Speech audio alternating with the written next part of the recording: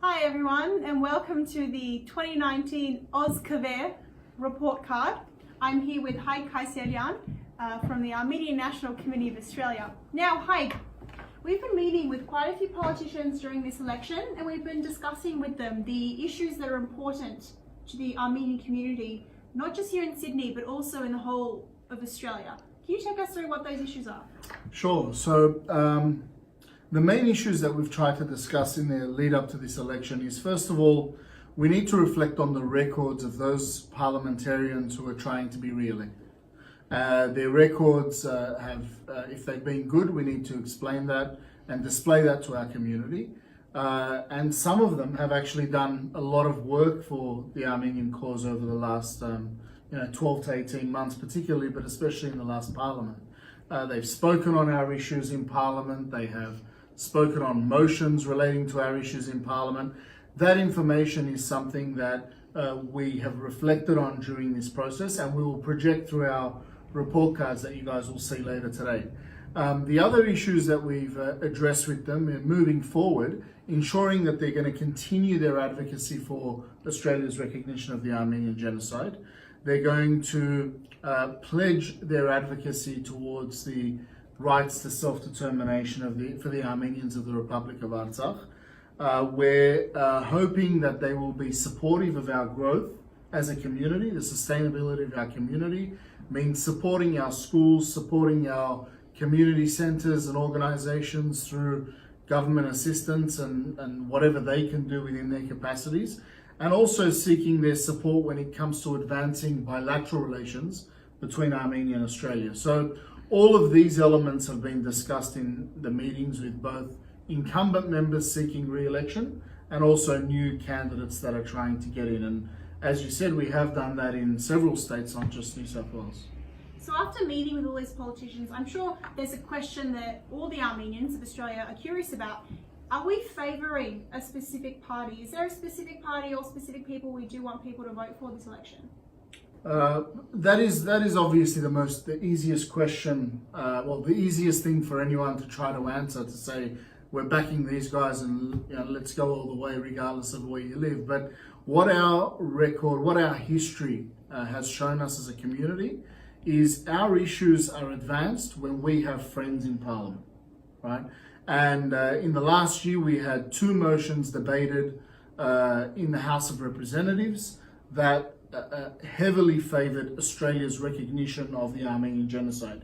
This was unheard of 10 years ago and less heard of 5 years ago, but it is today. And the reason is we have friends of our community, friends of our issues, true allies for human rights in the Parliament.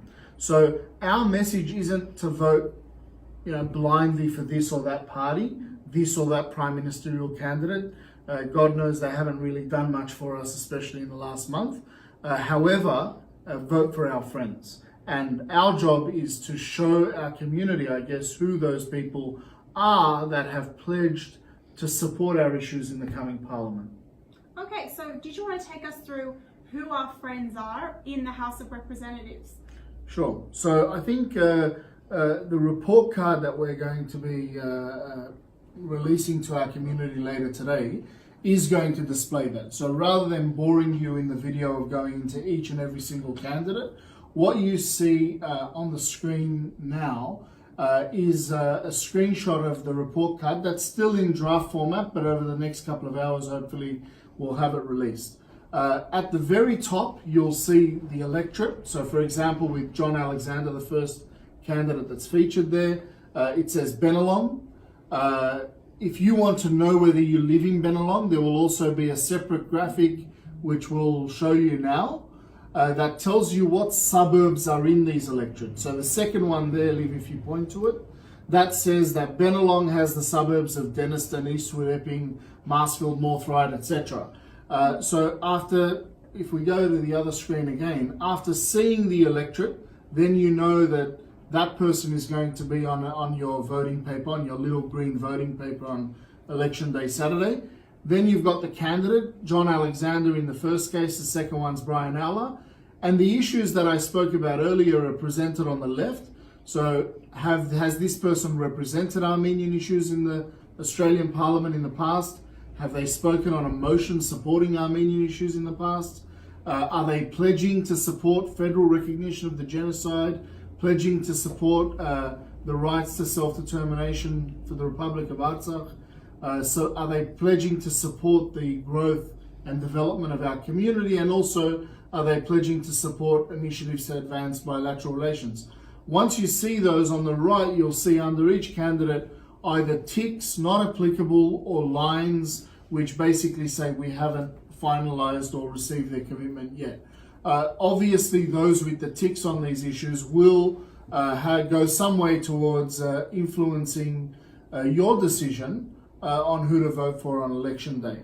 And I think it's important to note that the two key issues there that we're trying to focus on for the next parliament are clearly bilateral relations, which really everybody supports, that Armenia and Australia has better ties. But the more complicated ones in the Armenian world is always the Armenian genocide and is always Artsakh.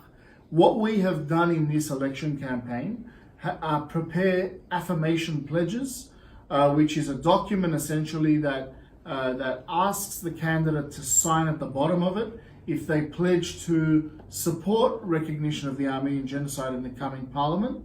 And also it asks them to specify very clearly whether they are a friend of Artsakh. And what we mean by that is people who realize that Artsakh is a country, has people that are living in it, voting in it, wanting peace in it, and they're willing to support that through their presence in the parliament. So the ticks and the lines and all this stuff that you're going to see on these report cards are actually very thorough, well thought out, the result of discussions and also research from the other side as well. So we do think that these report cards will go a long way to showing what you asked, Liv, is who are our friends or who are willing to be our friends in the next parliament.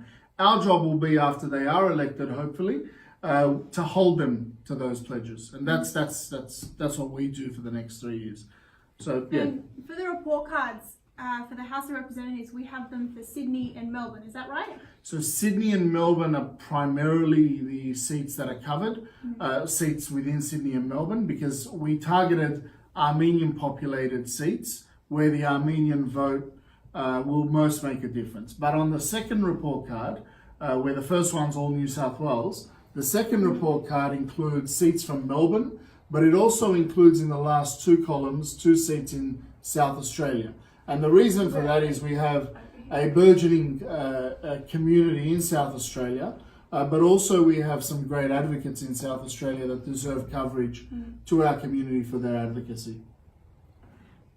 And the last thing, so we've already covered the House of Representatives. We have our Sydney, Melbourne and South Australia guides here. What about the Senate? Yes. If people want, specifically Armenians that also live in the populated areas, but ones that don't live somewhere where we have specifically spoken to a member. What about the Senate?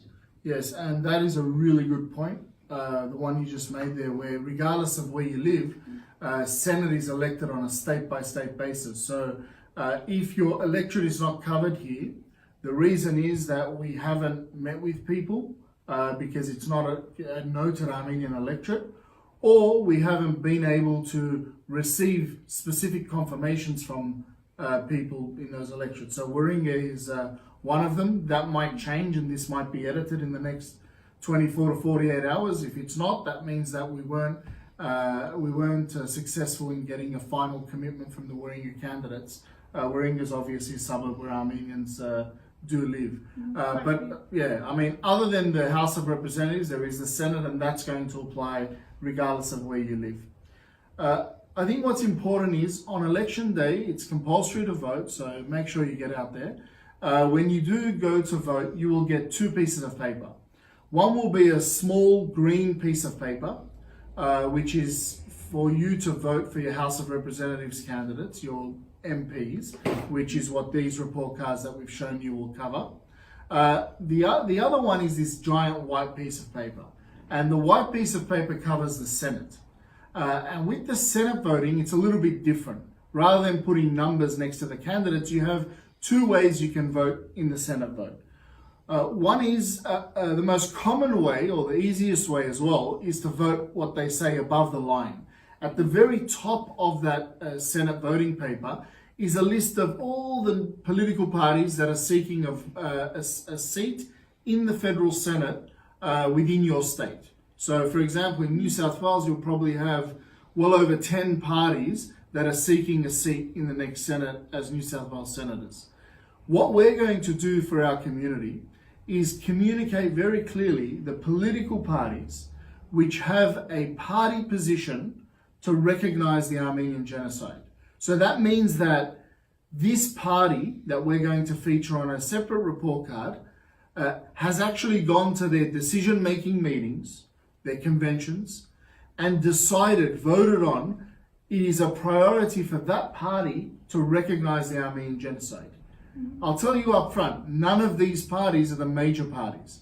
The Liberal and National Party coalition or the Labour Party have not taken a party decision to recognize the Armenian genocide.